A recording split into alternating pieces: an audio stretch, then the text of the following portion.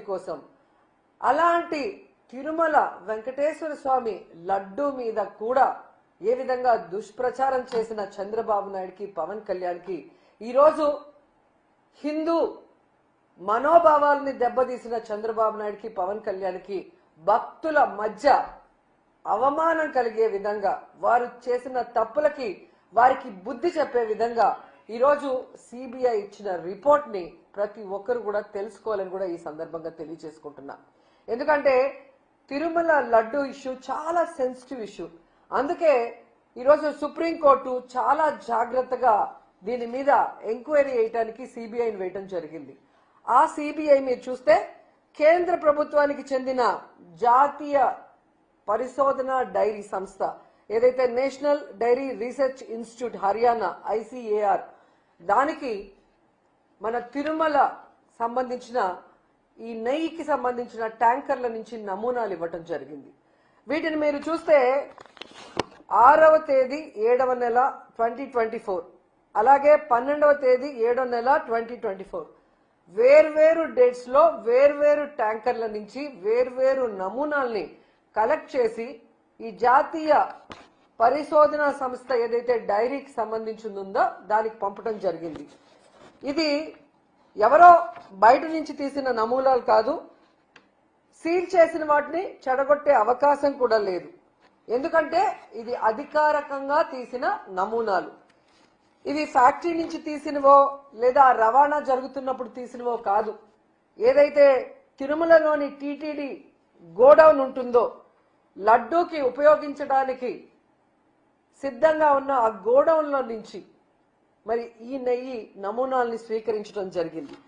ఈ నమూనాల్లో మధ్యలో దీన్ని ఏదైనా మార్చే అవకాశం కానీ ఎవరైనా దీంతో ఆటలాడుకునే అవకాశం కానీ లేకుండా పూర్తి న్యాయమైన పర్యవేక్షణ న్యాయపరమైన పర్యవేక్షణలోనే ఇది జరిగింది అన్న విషయం ప్రజలందరూ కూడా గుర్తించాలని కూడా ఈ సందర్భంగా తెలియజేసుకుంటున్నాం.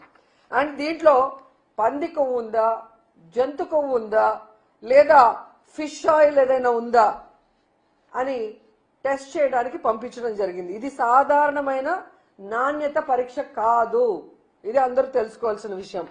ఎందుకంటే ఈ ఎన్డీఆర్ఐ అనే నివేదిక ఇచ్చినారే వాళ్ళు దేశవ్యాప్తంగా ఈ డైరీకి సంబంధించిన వాటిలో ఎక్స్పర్ట్స్ వాటిని పరిశీలించడంలో కానీ వాటిలో ఏదైనా అవకతవకలు జరిగితే వెంటనే చెప్పేదానికి అది ఉండటం కాబట్టి ఈరోజు జగన్మోహన్ రెడ్డి గారి నిజంగా అదేదో అంటారు కదా, దేవుడు జగన్మోహన్ రెడ్డి గారికి ఈరోజు ఈ రిపోర్ట్ ద్వారా ఒక ఊరటనిచ్చింది. ఎందుకంటే మీరందరూ చూశారు, సుప్రీంకోర్టు మొటిక్కాయలు వేసినా లేదా దాంట్లో ఏం జరగలేదని ఎంతమంది చెప్పినా ఎలా ఫ్లెక్సీలు వేసి తెలుగుదేశం పార్టీ జనసేన వాళ్ళు జగన్మోహన్ రెడ్డి పరువు తీయటానికి ఇంకా స్టిల్ ఈ రోజుకి కూడా దుష్ప్రచారం చేస్తూ ఉన్నారు అంటే వీళ్ళు ఎంత దిగజారిపోయారు. రాజకీయ లబ్ధి కోసం దేవుడి పరువును తీయటానికి తిరుమల పవిత్రమైన లడ్డు పరువు తీయటానికి కూడా వెనుకాడకపోవటం అనేది మనం గమనించాలి. ఇలాంటి వాళ్ళని మోడీ గారు అలాగే రాష్ట్రపతి ముర్ము గారు ఖచ్చితంగా శిక్షించాలి. వీళ్ళ మీద కేసులు ఫైల్ చేయాలి. ఎందుకంటే ఈరోజు మీరు చూస్తే భగవంతుడి మీదే తప్పుడు ప్రచారం చేసే ధైర్యం చేశారు అంటే వీళ్ళు ఎంతకైనా తెగిస్తారన్న విషయాన్ని వాళ్ళు గుర్తించాలని కూడా ఈ సందర్భంగా తెలియజేసుకుంటున్నా. ఎందుకంటే మన ఇంట్లో మన బిడ్డలు తప్పు చేస్తే ఒక అమ్మాయో అబ్బాయో చంద్రబాబు నాయుడు గారు పవన్ కళ్యాణ్ ఇలా బయట పెడతారా? నిజంగా ఆ తప్పు జరిగిందా లేదా? తప్పు జరుగుంటే ఆ తప్పు చేసిన వాళ్ళు ఎవరో తెలుసుకొని వారి మీద అప్పుడు చర్యలు చేపట్టాలి. తప్పు చేయకుంటే దాన్ని అంతటితో వదలాలి. అలా కాకుండా దేవుడి గౌరవమే కదా మనకేం పోయింది అని చెప్పి ఏ విధంగా అబద్ధపు పబ్లిసిటీలు చేశారు. దీంట్లో జంతు కొవ్వు కలిసిందని ఫిష్ ఆయిల్ కలిసిందని చంద్రబాబు నాయుడు చెప్తే ఇక పవన్ కళ్యాణ్ ప్యాకేజీ అందగానే ఊగిపోతూ దీంట్లో పంది కొవ్వు కలిసింది, బీఫ్ కలిసింది, అది కలిసింది అని నోటికి అద్దు అదుపు లేకుండా మాట్లాడిన విషయాలు విజువల్స్ మీ అందరికీ గుర్తొచ్చుంటాయి. నిజంగా అందరూ గుర్తించాలి. వీళ్ళు సనాతన ధర్మం అనే ముసుగులో ప్యాకేజీల కోసం చంద్రబాబు నాయుడు ఆడించినట్లు ఆడే రాజకీయ డ్రామా ఆర్టిస్టులు అనేది అందరూ తెలుసుకోవాలి. ఎందుకంటే ఈ పవన్ కళ్యాణ్ సనాతన ధర్మం ఆచరించేవాడైతే సనాతన ధర్మంలో ఆచరించాల్సిన ఏది కూడా ఈయన ఇంతవరకు ఆచరించలేదన్న విషయం పబ్లిక్ అందరూ కూడా తెలుసుకున్నారు. సో ఎప్పుడు ఏ గెటప్ వేయాలో చంద్రబాబు నాయుడు చెప్తాడు, దానికి సంబంధించిన ప్యాకేజ్ ఇస్తే దానికి తగ్గట్టుగా ఊగిపోతాడు.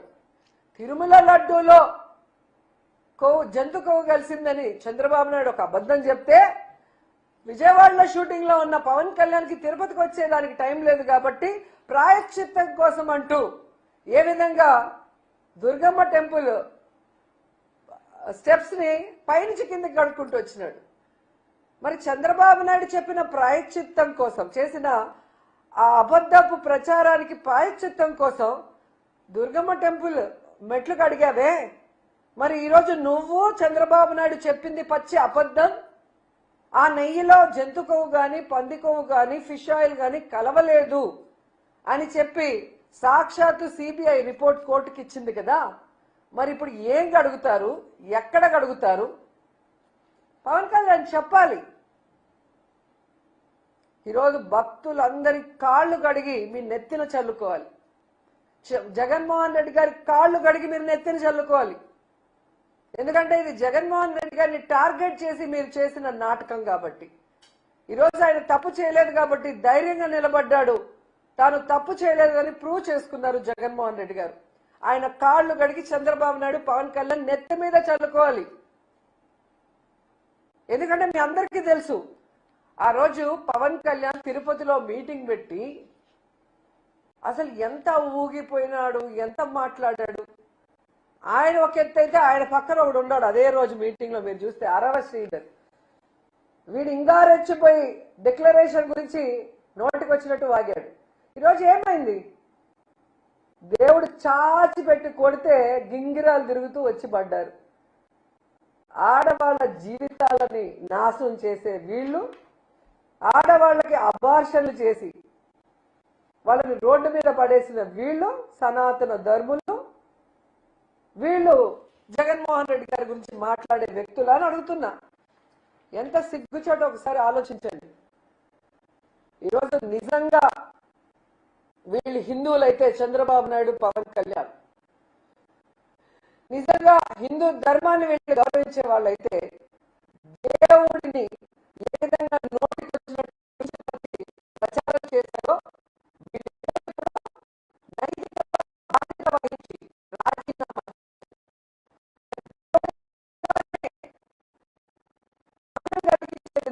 వీళ్ళే కాకుండా మాట్లాడించినందుకు వీళ్ళ మీద సుప్రీంకోర్టు కేసు తీసుకొని వీళ్ళని శిక్షించాలి. లేకపోతే ప్రతి ఒక్కడు కూడా దేవుడి గురించి మాట్లాడే వాళ్ళు అవుతారు. ఎందుకంటే ఆ రోజు మీరు హడావిడిని చూస్తుంటారు. ఒకడేమో మెట్లు కలుగుతాడు, ఒకడేమో వందే భారత్ ట్రైన్ లో భజన చేసుకుంటూ వస్తారు, ఒకరేమో సంప్రోక్షణ చేస్తారు, ఒకరేమో హోమాలు చేస్తారు.